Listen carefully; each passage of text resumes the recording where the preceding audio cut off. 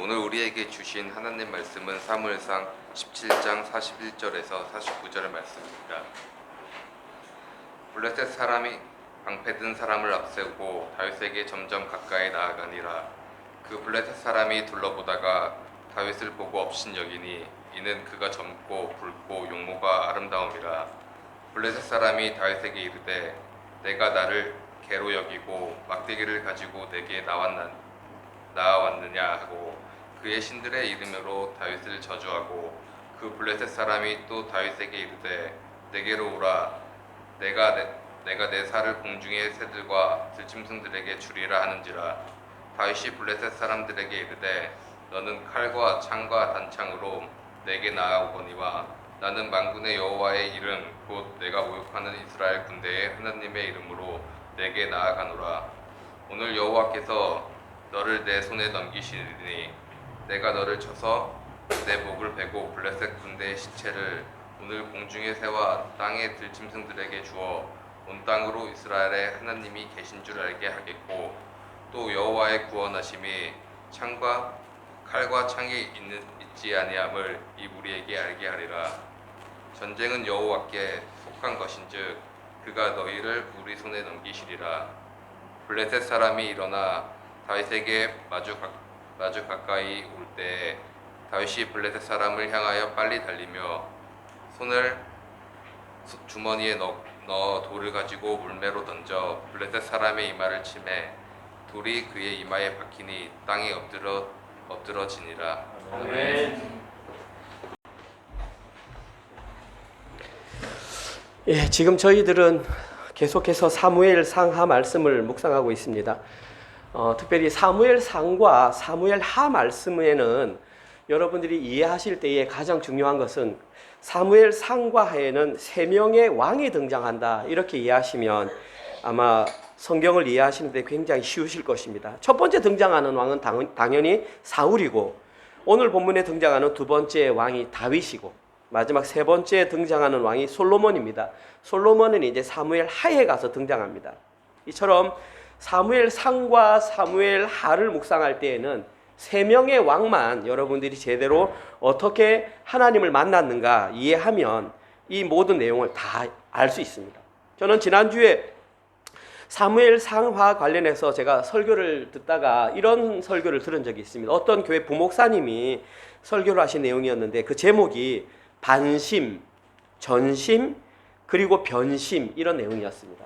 여러분들도 제가 왜 이 말을 하는지 아마 아실 겁니다. 그 목사님이 왜 반심, 전심, 변심이라고 했을까? 당연히 반심은 사울을 향한 말이었을 것입니다. 사울이 하나님을 절반만 믿었기 때문에 사울을 향하여 이 목사님은 반심, 그 다음에 전심이라고 하는 것은 다윗이 하나님을 전심으로 믿었기 때문에 전심, 마지막으로 변심은 솔로몬이 하나님을 전심으로 믿다가 나중에 남이 변했기 때문에 변심, 그렇게 하지 않았을까? 그리고 이 가운데 당연히 하나님의 마음에 합한 사람은 당연히 다윗입니다. 전심으로 하나님을 섬겼던 그 다윗, 오늘 본문에 바로 그 다윗이 등장을 합니다. 저는 이 내용과 관련해서 조금 이렇게 생각해 보았습니다. 제목을 제가 조금 바꾸어서 반종, 그리고 온종, 그리고 변종, 마찬가지입니다. 사울 왕은 하나님은 절반만 순종했기 때문에 반종입니다. 이번 주 수요일 설교 제목이 절반의 순종. 왜 사울은 절반만 순종했을까? 결국 그 마음속에는 자기 판단이 있었습니다. 내가 이 일을 책임져야 되겠다라는 하나님의 의도를 온전히 파악하지 못했기 때문에 결국 반만 순종하고 말았습니다. 반종입니다. 오늘 본문에 등장하는 다윗 왕은 하나님께 온전히 순종했기 때문에 온종. 오늘 설교 제목이 온전한 순종, 줄여서 온종입니다. 마지막으로 솔로몬 왕은 처음에는 하나님께 잘 순종했지만 나중에는 마음이 변했기 때문에 변종. 솔로몬이 변한 이유는 과욕이 부른 참사입니다. 당연히 자신은 그렇게 해도 된다라고 생각했기 때문에 실패하고 말았던 사실입니다. 지금 이 자리에서 함께 예배드리고 있는 여러분들은 이 세 가지 종 중에 어떤 종에 해당되십니까? 여러분들은 반종입니까? 온종입니까? 아니면 변종이십니까? 오늘 설교를 마치실 때에 한번 여러분 스스로 여기에 대해서 답을 내려보시기 바랍니다. 그리고 저희들은 당연히 온종이 되셔야 합니다. 그것이 하나님께서 원하시는 온전한 구원의 길을 걸어가는 하나님의 성도의 모습입니다. 오늘 저희들이 함께 살펴볼 본문에는 온전한 순종을 이루었던 다윗이 이스라엘에 처음으로 등장하는 모습이 기록되어 있습니다. 그런데 실제로 다윗이 이스라엘 역사 가운데 등장하는 내용은 사무엘상 16장에 나옵니다. 이미 저희들은 목요일 날 16장에서 다윗이 어떻게 등장하는지를 살펴보았습니다. 제가 간략하게 말씀드리면 사울 왕을 버리셨다라고 하는 하나님의 음성을 들었지만 사무엘은 그 마음속에 슬픔이 남아있어서 아무것도 하지 못하고 계속 슬퍼만 하고 있었습니다. 그때 하나님께서 왜 슬퍼하느냐, 빨리 가서 새로운 왕을 세우라 라고 말씀하시고 그때에 베들레헴으로 가서 이새의 아들 가운데 왕을 세우라 그랬습니다. 사무엘은 베들레헴으로 가는 것이 두려웠습니다. 왜냐하면 그 당시에 왕이 사울 왕이었기 때문에 자기를 제외한 어떤 사람에게 왕을 세우러 간다는 것은 다른 말로 국가 반역입니다. 국가 반역은 사형에 해당되는 것입니다. 아무리 영적인 지도자 사무엘이었다 할지라도 이런 상황은 두려운 상황일 수밖에 없었습니다. 그러나 하나님의 말씀에 순종하여 그 길을 걸어갔습니다. 제사를 드린다는 명목하에. 그리고 제사를 드리는데 함께 그 이새와 자녀들을 다 초청했습니다. 그리고 첫째 아들 엘리압이 지나가는데 사무엘의 마음에 그런 마음이 들었습니다. 여호와의 기름 부으실 자가 과연 주님 앞에 있도다 감탄했습니다. 엘리압이라고 하는 이름이 바로 하나님은 내 아버지다. 이름도 화려하고 얼굴도 화려하고 모든 것이 완벽하니까 사무엘은 게임 끝났다라고 생각했습니다. 그런데 하나님께서는 노우 말씀하시면 외모를 보지 말라. 그리고 나머지 아이들을 다 지나가게 했습니다. 7명의 아이들이 다 지나갔음에도 불구하고 하나님께서는 예스라는 사인을 주시지 않았습니다. 그리고 이 아이가 다 맞느냐 그랬을 때에 막내 아들 다윗이 남아있다. 속히 불러오라. 여기에 기록된 막내라고 하는 단어의 뜻은 작다라는 뜻입니다. 혹은 하찮은, 중요하지 않은.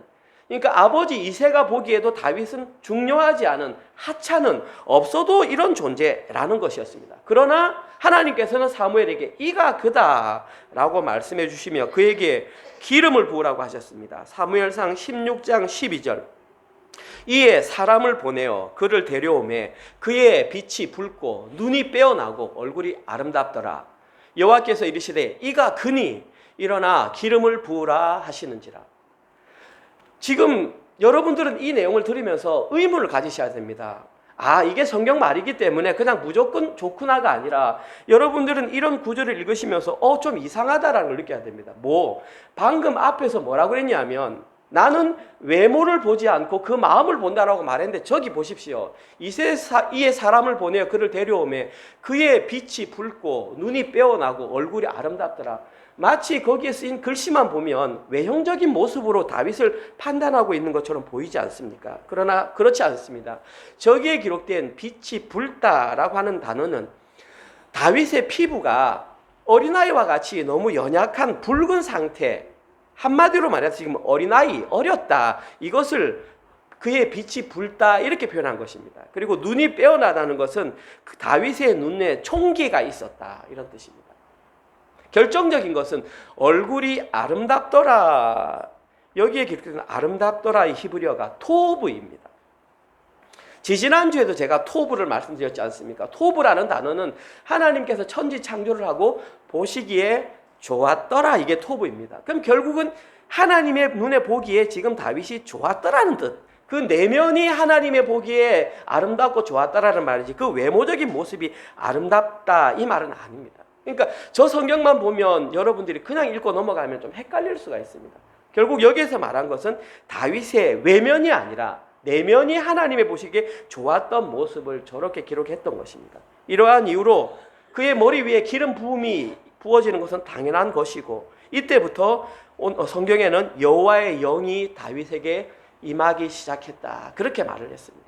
이것이 바로 다윗이 첫 번째 등장했던 모습입니다. 그러나 이때는 그냥 들어만 내었지 그가 어떤 인물인지는 잘 몰랐습니다. 그런데 본격적으로 다윗이 어떤 인물인지 이스라엘 사회, 백성들 사이에 두각을 드러내는 것이 바로 오늘 본문입니다. 오늘 본문은 그 유명한 다윗과 골리앗이 싸움을 하는 장면입니다. 사실 다윗과 골리앗에 대한 장면은 여기에 계신 분들은 최소한 30번, 많이 들으면 500번까지도 들었을 수 있을 너무나 잘 알고 있는, 사실대로 말씀드리면 교회에 한 번도 나오지 않은 사람들도 그냥 하나의 예를 들 때에, 불가능한 싸움의 예를 들 때에 이것은 다윗과 골리앗의 싸움이다라고 상용구로 말할 정도로 너무나 흔하게 기록된 내용이 바로 이 내용입니다. 오늘 본문 내용에서 바로 다윗과 골리앗이 싸웁니다. 저는 사실은 이 내용을 언급하고 싶지는 않습니다. 그것으로 시간을 쓰기에는 지금 저희들이 알아야 될 내용이 너무나 많습니다. 저는 간단하게 이 배경에 대해서만 짚고 다른 본문으로 넘어가겠습니다. 이 싸움이 일어나는 배경 가운데 첫 번째 가장 먼저 살펴봐야 할 것은 골리앗이라는 사람은 어떤 인물이었는가? 지나갔지만 한번 배워보겠습니다. 사무엘상 17장 4절에서 7절에는 골리앗을 이렇게 표현하고 있습니다. 블레셋 사람의 진영에서 싸움을 도두는 자가 왔는데 그의 이름은 골리앗이요 가드 사람이라. 그의 키는 6규빗 한 뼘이요 머리에는 놋투구를 썼고 몸에는 비늘 갑옷을 입었으니 그 옷의 무게가 놋 5,000세겔이며 그 다리에는 놋 각반을 쳤고 어깨 사이에는 놋 잔창을 메었으니 그 창자루는 배틀채 같고 창날은 철 600세겔이며 방패든 자가 앞서 행하더라. 제가 쉽게 말씀드리면 이러한 모습입니다. 일단 골리앗의 모습은 키가 지금 현재 수치로 약 3m 정도 됩니다. 어마어마하게 크죠. 우리가 보통 서장훈 씨를 봐도 2m 넘어가면 크다라고 하는데 그것보다 머리가 한 2-3개 정도 더 커져 있는, 사실은 가히 상상하기 힘든 크기라고 볼 수 있습니다. 그런데 이 당시에는 어떤 총이나 외형적으로 쏠 수 있는 것은 활 정도밖에 없었기 때문에 자기 신체 부위만 가린다면 이 정도 키 같으면 전쟁에서 질 이유가 없는, 다시 말해서 칼이나 창을 가지고 싸운다고 생각해 보십시오. 누가 오기 전에 그걸 이미 쳐버릴 수 있기 때문에 사실 외형적인 조건으로만 보면은 골리앗을 이길 수 없는 그런 형태의 전사였습니다. 그런데 오늘 본문에 보면 그의 몸에는 무려 제가 대략 계산해 보니까 약 70kg 정도 되는 장비들이 착용되어 있었습니다. 이 장비를 착용하고도 전쟁에 임할 수 있을 정도로 장사였다는 사실입니다. 일단 그의 몸에 착용된 갑옷의 무게가 57kg. 그리고 제가 생각해 보니 그가 썼던 노트구 무게가 약 3kg. 그 다음에 그의 다리에 찼던 각반, 여러분 각반 모르실 겁니다. 제 고등학교 때 그 교련할 때 보면 각반이라는 게 있습니다. 그런 게 있습니다. 우리 이은석 집사님만 지금 웃고 계시는데 그 각반 안 가져가면 막 두드리 맞고 그랬습니다. 그 각반 이렇게 이 차는 도구가 있습니다. 근데 그게 허벅지까지 다 했으니까 그 무게가 대략 10kg 정도 될 것입니다. 그러니까 합쳐보면 대략적으로 70kg 정도의 장비를 착용한 상태에서도 전쟁을 할 수 있는 어마어마한 장수가 골리앗이었습니다. 이것이 우리에게 의미하는 것은 정상적인 방법으로 골리앗을 이길 수 있는 사람은 그 당시에 없었다. 지금 이걸 알려주는 것입니다. 한마디로 골리앗은 상대 불가능한 존재였다. 이렇게 여러분들이 이해하시면 골리앗을 알 수 있습니다. 그런데 이러한 골리앗과 싸움을 하는 다윗의 모습을 한번 보십시오. 어제 본문에 17장 38절에서 40절에는 다윗을 이렇게 묘사하고 있습니다. 이에 사울이 자기 군복을 다윗에게 입히고 놋투구를 그의 머리에 씌우고 또 그에게 갑옷을 입히매 다윗이 칼을 군복 위에 차고는 익숙하지 못하므로 시험적으로 걸어보다가 사울에게 말하되 익숙하지 못하니 이것을 입고 가지 못하겠나이다 하고 곧 벗고 손에 막대기를 가지고 시내에서 매끄러운 돌 5을 골라서 자기 목자의 제구 곧 주머니에 넣고 손에 물매를 가지고 블레셋 사람에게로 나아가니라. 이 모습을 한번 상상해 보십시오. 일단 어린아이의 다윗에게 다른 사람보다 머리 하나가 더 컸던 사울의 갑옷을 입혔다고 생각해 보십시오. 마치 지금 제가 입고 있는 이 양복을 저기 앉아있는 우리 채은이에게 입혔다고 한번 그 모습이 참으로 어떻겠습니까? 걸어가는 모습이 약간은 코믹하기까지 한 모습이었습니다. 제가 알 수는 없지만 사실은 이 다윗이 사울의 모든 군복과 갑옷을 입었었을 때에 주변에 있는 사람이 그 모습을 보고 다윗을 비웃었을지도 모르겠습니다. 아무튼 다윗은 자기에게 착용된 모든 사울의 갑옷을 벗어버리고 한 손에는 막대기 그리고 또 다른 한 손에는 물매를 가지고 나아갔습니다. 이것이 뭐냐 하면 평소에 다윗이 양떼를 지키던 그 모습 그대로 골리앗에게 나갔다라는 것입니다. 이러한 다윗의 모습을 보고 당연히 골리앗은 비웃었을 것입니다. 17장 42절 43절 오늘 읽었던 본문입니다. 그 블레셋 사람이 둘러보다가 다윗을 보고 업신여기니 이는 그가 젊고 붉고 용모가 아름답더라. 나왔지 않습니까? 젊고 붉고 이것은 당연히 어리라는 뜻인데 용모가 아름답더라. 이건 토부가 아닙니다. 같은 아름답더라가 쓰였다 할지라도 이것은 토부가 아니고 맑다, 깨끗하다 이런 뜻을 가진 야페라고 하는 단어입니다. 그러니까 골리앗이 보기에 다윗은 너무나 맑고 너무나 깨끗하고 어린아이처럼 순수하게 보였다. 그런데 그 어린아이가 자기 동네에 있는 강아지나 때릴 법한 그 막대기 하나 가지고 자기를 들고 나왔으니 당연히 골리앗이 보기에 그가 나를 개로 여기고 막대기를 가지고 나왔느냐 이렇게 지금 말을 했던 것입니다. 한마디로 말해서 다윗은 골리앗과 싸울 수 없을 정도로 연약한 너무나 어린아이와 같은 모습으로 나아갔다는 것입니다. 싸움의 상대가 되지 않는다라는 말이에요. 외형적으로 볼 때에. 그러나 전쟁의 결과는 여러분들이 너무나 잘 아시는 것처럼 너무나 확실하게 다윗의 승리로 끝이 나고 말았습니다.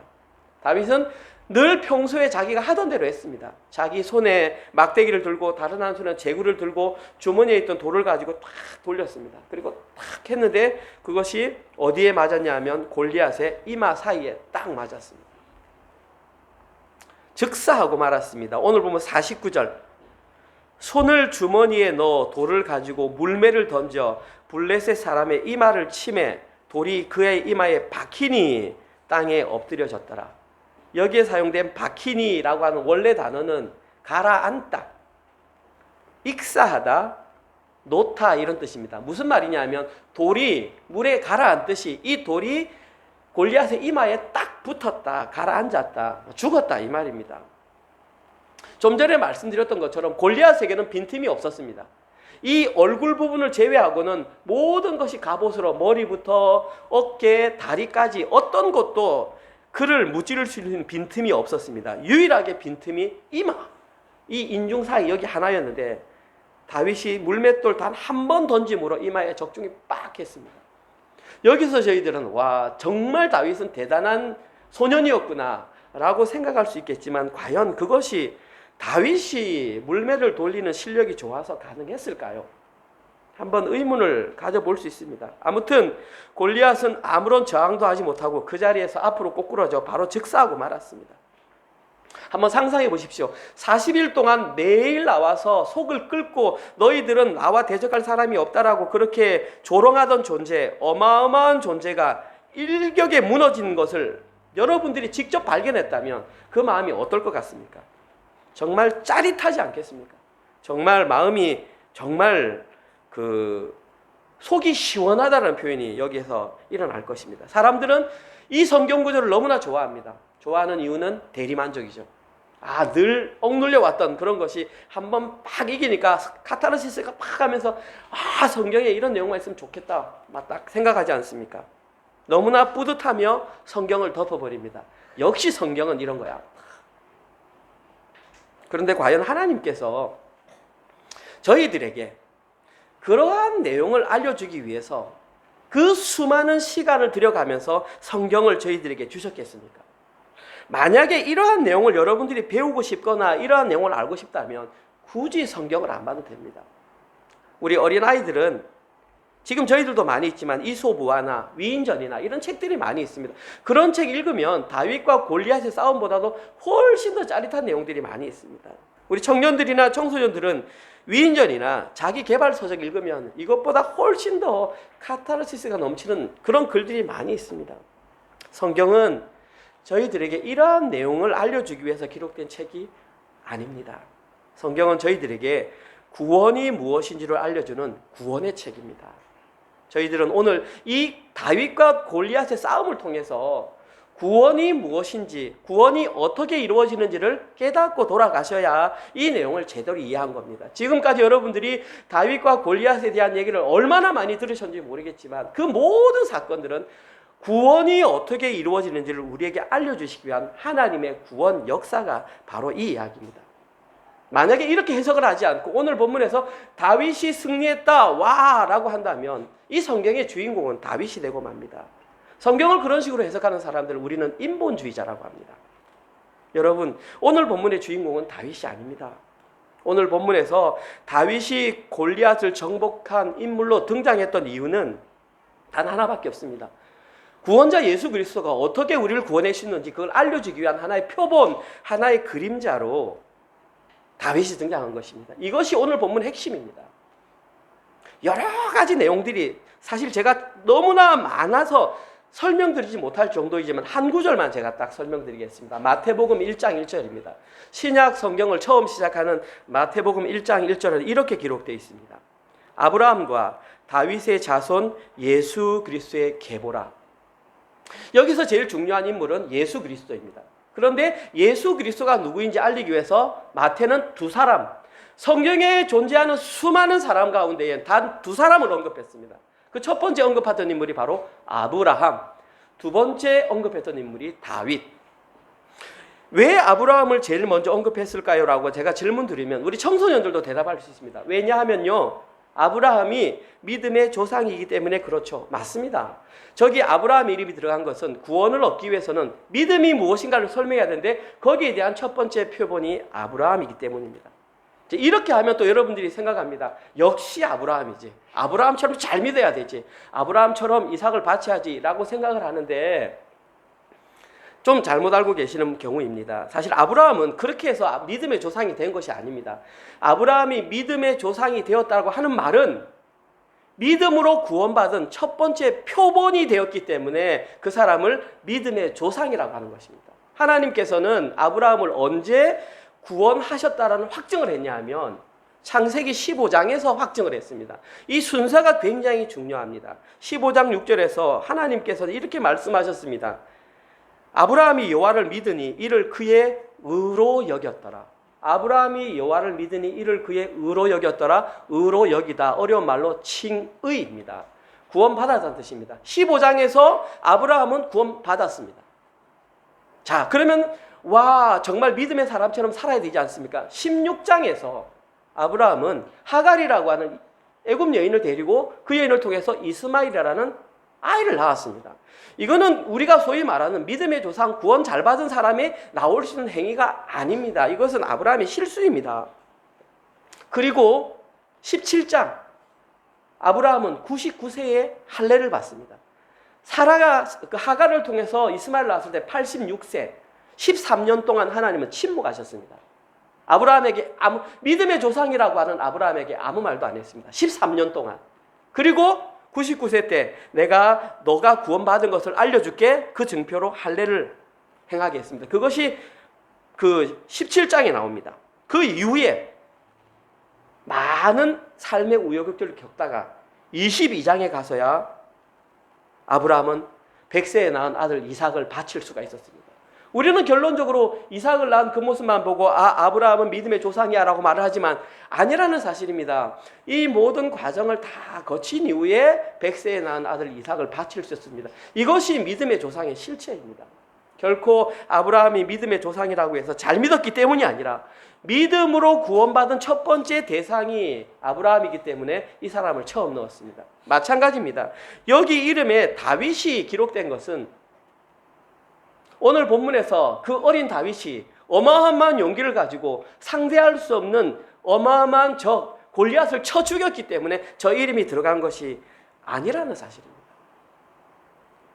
여기에 다윗의 이름이 기록된 이유는 아브라함이 믿음의 조상이듯이 다윗은 은혜에 의하여 구원받은 조상이기 때문에 저기에 다윗의 이름이 들어가 있었습니다.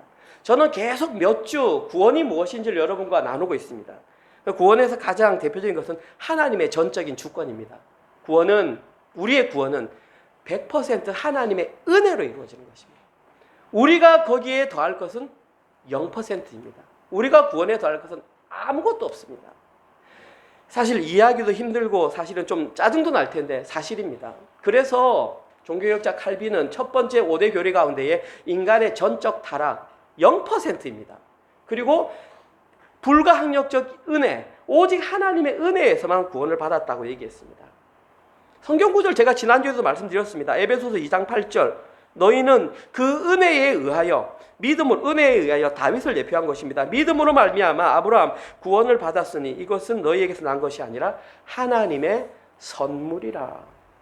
믿음으로 말미암음의 대명사가 아브라함이고 은혜에 의하여 말미암은 대명사가 다윗이라는 것입니다. 교회를 오래 다닌 사람들도 아브라함도 오해할 뿐 아니라 다윗을 오해하는 사람들이 참 많습니다. 오늘 본문에서 완벽한 승리를 경험했던 그 다윗이 여기에 들어간 것이 아닙니다. 다윗은 그 누구보다도 깊은 하나님의 은혜를 경험함으로 말미암아 여기에 이름이 들어갔고, 그 사건의 계기가 된 것이 지난주에도 말씀드렸던 밧세바 사건이 그 기준입니다. 다윗은 우리아의 아내 밧세바를 범함으로 말미암아 간음이라는 죄와 살인이라는 죄를 범함으로 그 마음에 깊은 충격, 하나님께서 가장 싫어하는 간음과 살인의 죄를 동시에 저지르고 말았습니다. 그때에 나단 선지자가 당신이 바로 그 사람입니다 말을 했을 때에 아무런 변명을 하지 않고 철저하게 자신의 죄를 하나님께 회개했습니다. 그때 지었던 시가 시편 51편입니다. 오늘 집에 가서 한번 꼭 읽어보십시오. 저는 2절만 읽겠습니다. 시편 51편 16절 17절. 다윗이 그 살인과 간음의 죄를 짓고 하나님 앞에서 이렇게 기도했습니다. 주께서는 제사를 기뻐하지 아니하시나니 그렇지 아니하면 내가 드렸을 것이라. 주는 번제를 기뻐하지 아니하시나이다. 네, 17절. 하나님께서 구하시는 제사는 상한 심령이라. 하나님이여 상하고 통회하는 마음을 주께서 멸하시지 아니하시리이다. 여기에서 지금 다윗은 하나님께서 구하시는 것은 상한 심령, 이러면서 다윗의 얘기를 들었을 때에 철저하게 하나님 앞에 회개를 했습니다. 이때 다윗은 자기의 용서가, 자기의 죄가 씻어지는 것이 얄팍한 종교행위인 제사에 의해서 이루어지는 것이 아니라는 것을 확실하게 깨닫고 그렇게 고백했습니다. 그것으로는 하나님을 만날 수 없다라는 것입니다. 하나님께서는 그런 종교행위가 아니라 그의 마음속에 상한 심령을 요구하셨습니다. 그래서 다윗은 왕이라는 모든 체면, 계급장 다 내려놓고, 체면을 내려놓고 어린아이와 같이 통회하는 마음으로 하나님께 나아가서 은혜를 경험했던 것입니다. 이것이 오늘 본문에 기록된 다윗이 왜 예수님의 족보에 기록되었는지 그 이유가 이것입니다. 처절한 낭망의 상황 속에서 하나님의 은혜를 경험하며 구원이 무엇인지를 깨달았기 때문에 지금 여기에 이름이 들어가 있습니다. 이 사건 이후로 다윗은 분명하게 깨달은 사실이 있습니다. 첫 번째는 내가 누구인지를 명확하게 깨달았습니다. 두 번째는 하나님이 누구이신지를 이제 내가 정확하게 알겠다. 그 대표적으로 고백한 시편이 시편 40편입니다. 16절에서 17절. 주를 찾는 자는 다 주 안에서 즐거워하고 기뻐하게 하시며 주의 구원을 사랑하는 자는 항상 연속적으로 계속해서 말하기를 여호와는 위대하시다 하게 하소서. 다윗이 나는 가난하고 궁핍하오나 주께서는 나를 생각하시오니 주는 나의 도움이시오 나를 건지시는 구원자이시오 나의 하나님이여 지체하지 마옵소서. 다윗은 그 마음속에 확고하게 이 뿌리가 박혔습니다. 하나님의 은혜를 경험하고 자기 자신을 표현할 때 내가 바로 가난한 자요 궁핍한 자라고 고백을 했었습니다. 지금까지 다윗은 자기가 좀 괜찮은 인물인 줄 알았습니다. 왕으로서 전쟁도 잘하고 나가면 그 사울이 죽인 자는 천천히요 다윗이 죽인 자는 만만이다 하니까 자기가 엄청나게 좋은 사람인 줄 알았습니다. 그런데 처절하게 자기가 어떤 사람인지를 깨닫고 나는 가난한 자요 궁핍한 자, 하나님 앞에서 얼마나 형편없는 자, 구원의 단 1도 보탤 수 없는 자임을 다윗이 깨달았다는 것입니다. 그때에 동시에 깨달은 것이 오직 여호와 하나님이 나의 도움이시요 나의 건지는 구원자이심을 고백했습니다. 이처럼 다윗은 최악의 상황 속에서 자기 인생의 주인이 자기가 아니라 여호와 하나님인 것을 확실하게 알고 그의 입술을 통해서 날마다 연속적으로 매일매일 여호와는 위대하다라고 고백을 했던 것입니다. 이러한 이유로 다윗은 은혜에 의하여 구원받은 사람의 대명사가 될 수 있었습니다. 그래서 아브라함과 다윗, 예수 그리스도의 계보라 그 이름이 기록되어 있었습니다. 이처럼 오늘 본문에 기록된 다윗의 승전기는 다윗의 이름을 높이기 위한 것이 아닙니다. 다윗의 위대성을 높이기 위함이 아니라 예수 그리스도의 구원의 위대성을 드러내기 위한 하나의 교보제 그림으로 오늘 본문이 등장했습니다. 오늘 본문에 등장하는 이 다윗의 이야기는 지금 이 시대를 살아가고 있는 저희들에게 하나님의 은혜에 의한 구원이 무엇인지를 알려주는 바로 구원의 이야기입니다.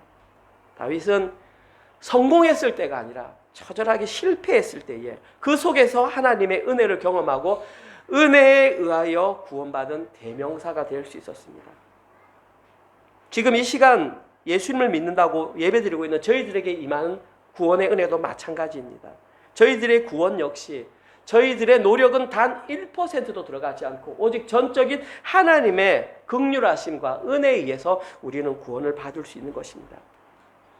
인본주의자들은 이것을 인정하기 싫어합니다. 그래서 이런 설교를 싫어합니다.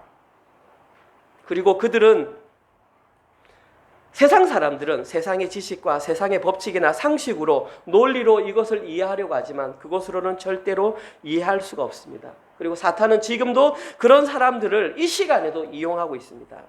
구원을 마치 하나의 방식이나 하나의 원리나 하나의 법칙으로 만들어서 성도들에게 그것을 알려주려고 합니다. 그러한 것을 신학자들은 값싼 구원, 값싼 복음, 예를 들면 고지론, 높이 올라가라, 그래야지 하나님의 영광을 받는다, 성공주의, 기복주의, 이 모든 것들의 공통점이 단 하나, 인간의 노력이 그 속에 들어가야 구원을 받는다라고 말하고 있는 것입니다.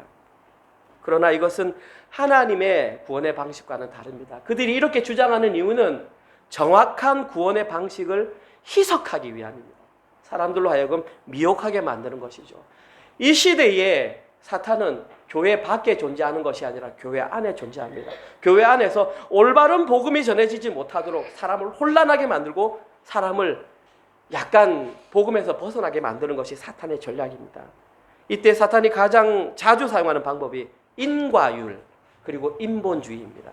인과율이라는 것은 원인이 있으면 반드시 결과가 나온다는 그런 원리입니다. 세상에 존재하는 모든 법칙은 여기에 적용이 됩니다. 그러나 하나님의 구원은 그렇게 적용되지 않습니다. 하나님의 구원의 원리는 하나의 신비요, 하나의 기적이요, 하나님의 섭리 안에 있는 것입니다. 그런데 아직도 여전히 여기에 미혹된 사람들이 교회 안에 많이 있습니다. 그들의 가장 대표적인 것이 구원을 얻기 위해서 종교 행위와 봉사 행위와 그리고 선행의 결과를 내놓아야 한다. 마치 하나의 법칙처럼 그렇게 얘기를 하고 있습니다. 그러나 이것은 하나님께서 허락하신 구원의 방법이 아닙니다. 이것은 전적인 사탄의 속임수입니다. 저희 은혜로 교인들은 거기에 속지 마십시오. 거기에 속을 때에 생각의 노예가 되고 노예가 될 때에 나타나는 현상이 비교입니다. 나는 이만큼 아는데 저 사람은 왜 저만큼 해? 라는 것이 마음속에 싹 틀면 한번 자기의 구원관을 한번 점검해 보셔야 합니다. 하나님께서 저희들에게 허락하신 구원의 방법은 오직 하나님의 은혜입니다. 구원은 전적인 하나님의 은혜로만 이루어진다는 사실을 반드시 명심하시기 바랍니다. 이와 관련하여 한 가지 예만 말씀드리고 오늘 설교를 마무리하겠습니다. 여러분들이 다 아시는 내용인데 우리 학생들은 모를 수 있겠습니다. 어떤 대학교 강의실에 탁자가 한 분을 초청했는데 그분은 시간 관리 전문가입니다. 시간을 어떻게 관리하는가 전문가인데 탁자 위에다가 환히 보이는 투명 어항과 몇 개의 물건들을 올려놨습니다. 첫 번째는 큰 돌, 두 번째는 자갈돌, 세 번째는 모래, 네 번째는 물을 이렇게 놔뒀습니다. 딱 올려놨습니다. 그러면서 그 시간관리 전문가가 한 가지 실험을 했습니다. 어떻게 했냐면 보이는 어항에다가 제일 먼저 큰 돌을 넣었습니다. 그리고 두 번째 작은 자갈돌을 흔들었습니다.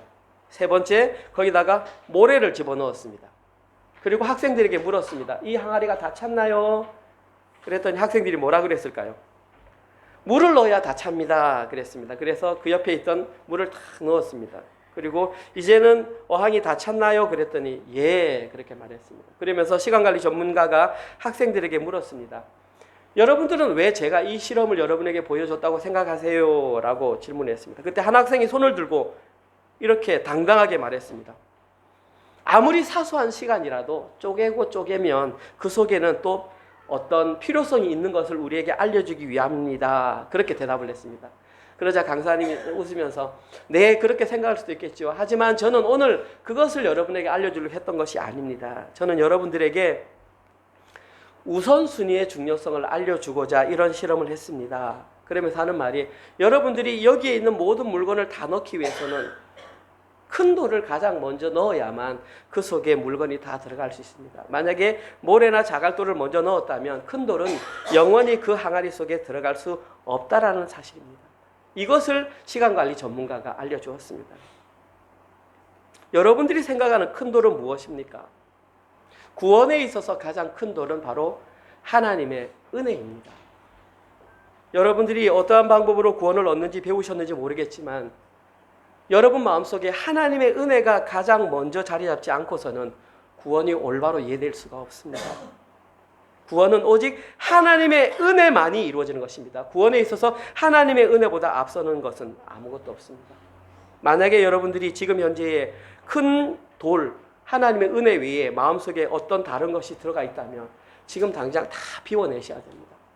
다 비워내시고 그 속에 하나님의 은혜라는 큰 돌을 집어넣고 그 이후에 순서대로 다른 걸 집어넣었을 때에 그 구원이 완성되는 것입니다. 지금 현재 여러분의 마음속에 들어가 있는 것이 무엇입니까? 혹시 직분이 아닙니까? 나는 목사기 때문에 당연히 구원받았을 거야. 봉사입니까? 내가 이렇게 개척교회에서 이렇게 열심히 헌신을 하는데 성경 지식입니까? 매일 하루에 성경 20장씩 읽고 지금 성경이 거의 사독이, 그 신약은 사독을 넘어서고 있는데 성경 지식일까요?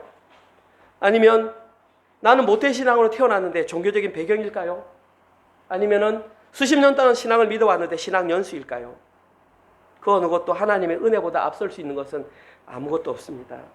지금까지 저희들은 이런 혼돈 속에서 구원에 관해서 생각을 해왔기 때문에 많은 문제가 있었고 한국 교회도 문제가 현재까지 사라지고 있지 않는 것입니다. 그 문제를 해결할 수 있는 유일한 방법은 비워내야 합니다. 그리고 하나님의 은혜라는 큰 돌을 먼저 집어넣었을 때에 그것이 온전히 걸어갈 수 있는 것입니다. 만약에 하나님의 은혜라는 큰 돌 외에 다른 들어가 있던 모든 것들은 자기의 받게 되지 않습니다. 여러분, 하나님 앞에서 자기의는 구원의 가장 큰 장애물입니다. 예수님 당시에 바리새인들이 바로 그 자기의에 의해서 예수님의 심판을 받고 말았습니다. 종교개혁자들은 그 당시에 너무나 높아져 있었던 자기의를 배격하기 위해서 종교개혁을 일으켰습니다. 저희들은 존 칼빈의 5대 교리를 기억하고 있습니다. 첫 번째, 인간의 전적 타락. 구원에는 어떤 것도 인간은 포함할 수 없다. 두 번째, 무조건적인 선택. 하나님에 의해서 우리는 선택받았다. 세 번째, 제한적 속죄. 구원을 받은 사람은 제한되어 있다. 네 번째, 불가항력적인 은혜. 하나님께서 은혜를 주실 때 거부할 수가 없다. 다섯 번째, 성도의 견인. 하나님께서 한번 선택하신 사람은 절대 잃어버리지 않는다. 지금 이 시대의 교회는 건물 외형은 더 화려해졌고 교인들의 지적 수준은 날로 높아져 가고 있지만 교회가 미치는 영향력은 날로 낮아지고 있습니다. 그 이유는 단 하나입니다. 은혜를 잊어버렸기 때문입니다. 은혜가 우선순위에서 밀려났기 때문입니다. 인본주의자들이 가르치는 설교에서도 은혜를 말을 합니다. 다만 순서가 바뀔 뿐입니다. 그들은 사람들의 행위와 사람들의 것들을 다 얘기한 이후에 제일 마지막에 하나님의 은혜를 말합니다. 그러니까 저희들은 여기서도 은혜를 말하네라고 생각하며 헷갈릴 수 있습니다. 그렇지 않습니다. 오직 하나님의 은혜가 가장 중요하고 가장 먼저 들어가야 됩니다. 혹시 여러분들도 이것을 헷갈려하고 계시지 않습니까? 저희 은혜로 교회에서는 절대 그런 생각에 물들어서는 안 됩니다. 저희 은혜로 교회 모든 성도님들은 더 이상 성경을 통해서 성경 스토리에 만족하시는 분들이 되시면 안 됩니다. 그렇기 위해서는 먼저 하나님의 은혜를 깨닫고 오직 은혜로만 살아야 합니다. 다윗은 자신의 실패 위에 하나님의 은혜를 깨닫고 오직 하나님의 은혜로만 살았습니다. 그 증거가 첫 번째, 내가 가난한 자다, 궁핍한 자다 라는 정체성을 가졌고, 두 번째, 오직 여호와만 위대하다, 나의 구원자라는 하나님에 대한 올바른 정체성을 가지게 되었습니다. 이것이 바로 하나님의 은혜로 구원받은 다윗과 같은 온전한 순종을 한 사람들의 고백입니다. 이제 여러분들의 고백을 생각해 보십시오. 여러분들은 자기 자신이 누구라고 생각하십니까? 여러분들에게 하나님은 어떤 분이십니까?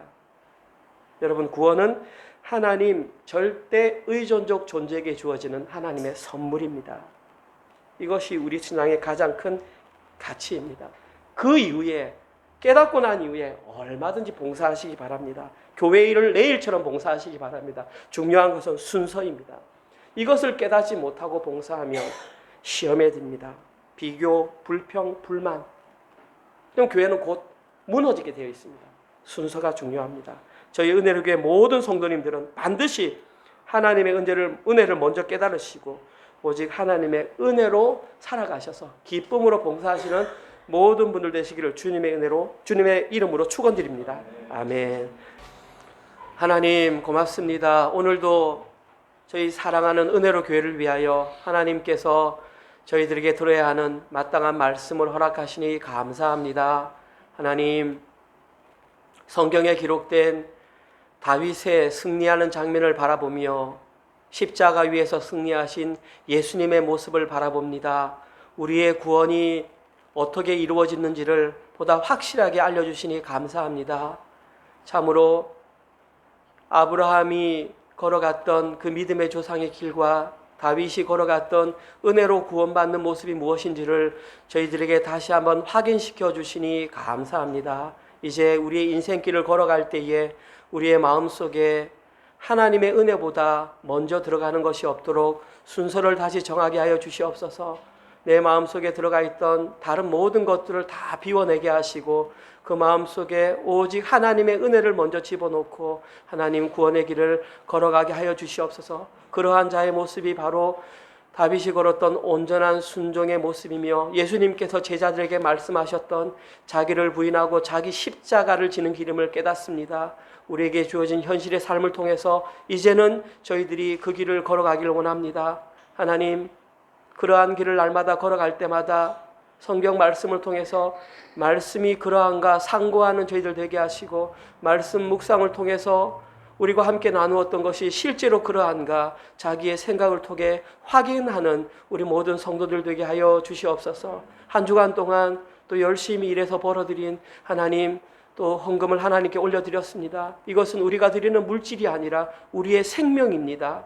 하나님, 우리가 전체 다 드리고 싶지만 그러하면 우리의 삶이 어렵기에 하나님 우리의 목숨값으로 하나님께 드립니다. 하나님, 이것이 오직 주님의 영광을 위해서 사용되게 하시고 오직 하나님의 이름이 높아지는 곳에만 사용되게 하여 주시옵소서. 함께 동참하지 못한 자들에게도 믿음으로 먼저 동참할 수 있는 마음을 허락하시고 또 환경적으로도 충분하고 넉넉한 물질을 주셔서 기쁨으로 드릴 수 있는 모든 성도들 되게 하여 주시옵소서. 이제는 우리 교회의 머리가 되신 예수 그리스도의 은혜와 독생자 예수 그리스도를 이 땅에 보내주신 하나님의 사랑하심과 저희들이 성경을 읽을 때마다 말씀을 묵상할 때마다 깨닫게 하시고 인도해 주시고 감화 감동 함께 하시는 성령님의 은혜가 자기 마음속에 있는 모든 것들을 비워내고 오직 하나님의 은혜로 가득 채우기를 결단하는 사랑하는 은혜로 가족들 머리 위에와 지금도 이 시간에 목숨을 내어놓고 주의 복음을 위해 헌신하며 결단하시는 선교사님들의 사역과 가정과 그들의 자녀들 머리 위에 지금부터 영원토록 함께 있을지어다. 아멘.